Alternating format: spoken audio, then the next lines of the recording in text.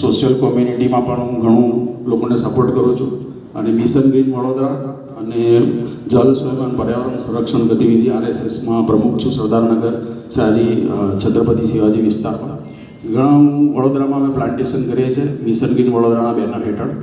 અને જ્યાં બી સ્કૂલ હોય, કોલેજો હોય, પછી વેપારી સંસ્થાઓનું કોઈ સંકુલ હોય, દવાખાનાનું સંકુલ હોય, ત્યાં અમે વિઝિટ કરી એમની પાસે જેટલી બી જગ્યા હોય એ જગ્યા માંગી અને પ્લાન્ટેશન ચોમાસાથી શરૂ કરીએ છીએ અને ડિસેમ્બર સુધી અમે એનું પ્લાન્ટેશન કરીએ છીએ અને પછી પાણી પીવડાવવાની પણ ડિસેમ્બર પછી અમે વ્યવસ્થા કરીએ છીએ.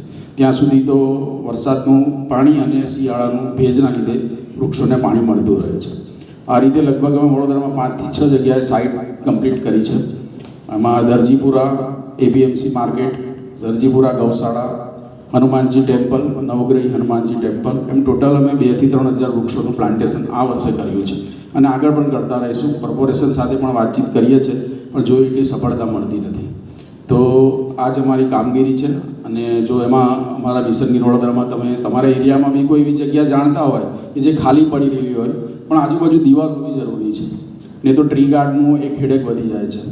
તો અમે લોકો એનો બી રસ્તો કર્યો છે કે એક 20 લીટરના પ્લાસ્ટિકના કુંડામાં જે વેસ્ટ હોય એ ઉઘરાઈ લાવીએ છીએ, એમાં માટી ભરી ખાતર નાખી પીપળા બેઝિક જે આપણું વૃક્ષ છે એનું જ પ્લાન્ટેશન કરે છે. વડ, પીપળો ને લીમડો, આંબલી, ગોરસ આંબલી, ખાટી આંબલી, એ પ્રકારના વૃક્ષોનું જ અમે પ્લાન્ટેશન કરીએ છીએ.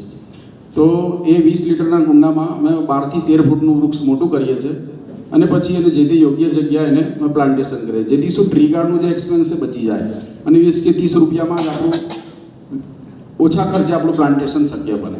પણ એના માટે 2 થી 3 વર્ષ રાહ જોવી પડે. એટલે માન કે 50 વૃક્ષોનું પ્લાનિંગ કર્યું તે 3 વર્ષ પછી 12 કે 3 ફૂટના થાય, ત્યાર પછી એનો વાવર આવે. પણ એટલું કોસ્ટ ઇફેક્ટિવ છે, કહેવાનો મતલબ એટલો છે. એટલે આ અમારો એમ છે કે પૈસા ઉઘરાવવાની ઈચ્છતા નથી કોઈ એમને દાન આપે. આપણે શ્રમદાન માંગીએ છીએ. શ્રમદાન જરૂરી છે. પૈસા તો શું કોઈ પણ મોટો વ્યક્તિ એનાર હોય આ તે આપી દેશે, પણ એનું કોઈ મહત્ત્વ નથી. અને આપણે પર્યાવરણ માટે થઈને આપણે કંઈ કરવું જ છે તો શ્રમદાન જ કરવું પડશે. એટલે શ્રમદાનને મહત્ત્વ આપશે.